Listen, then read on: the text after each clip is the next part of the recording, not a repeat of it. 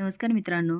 नवरी मिळे हिटलरला 3 डिसेंबर भागामध्ये किशोर दुर्गाला म्हणतो, तुला जर हे प्रेम मिटवायचं असेल तर एकच पर्याय आहे. ह्या घरामध्ये आपल्याला अशी व्यक्ती आणावी लागेल जी रेवू आणि यशच्या प्रेमाच्या मुळावर घाव घालेल. तो अजून बरंच काही बोलत असतो आणि दुर्गा त्याच्याकडे बघतच राहते. पण नंतर मात्र ती विचार करायला लागते.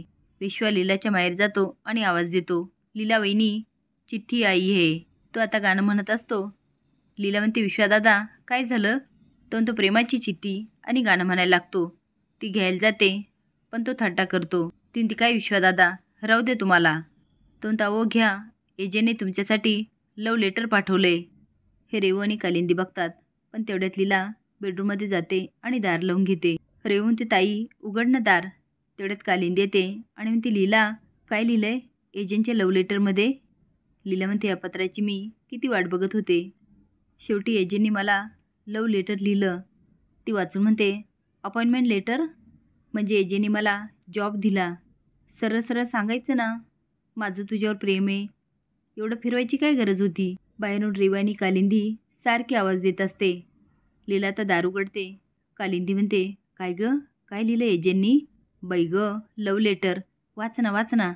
आता रेवू पण तिची मस्करी करत असते. लीला म्हणते, लव लेटर नाही आहे. कालिंदी म्हणते, मग काय आहे? ती आता सांगते, अपॉइंटमेंट लेटर. कालिंदी ओढत म्हणते, बाई गं, तिला एवढा आनंद होतो. रेवू म्हणते, आई तुला का आनंद होतोय?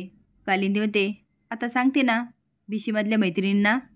एजंटच्या ऑफिसमध्ये लीला बॉस झाली आणि सगळ्यांवर रुबाब झाडते. आलेचा मी. रेवू आणि लीला तिला आवाज देत असतात पण ती काय ऐकत नाही. लीला ऑफिसमध्ये जाते आणि म्हणते, एक्सक्यूज मी एजे, मी आले. एजे लेटर देत म्हणतो, यामधला डेटा टॅली कर. लीला बघते, तिला काहीच कळत नाही. ती विमान करते आणि उडवायला लागते. तो बघतो म्हणतो, हां मी तुला शिकवतो फाईल कशी चेक करायची. तो आता तिच्या एवढ्या जवळ जातो आणि समजायला लागतो. पण लीला मात्र त्याच्याकडे बघत राहते. लीला पेन घ्यायला जाते. तो पण पेन घेतो आणि एकदम दोघांचा हात एकमेकाच्या हातावर असतो. आता एजे पण काही क्षणासाठी लीलाकडे बघत राहतो. आता फाईल घेतो आणि लीलाला पुन्हा समजायला जातो. पण लीला एकसारखी त्याच्याकडे बघत राहते. आता अखेर एजे पण तिच्या प्रेमात डुबून जातो. असेच नवीन अपडेट जाण्यासाठी लाईक आणि सबस्क्राईब करा. धन्यवाद.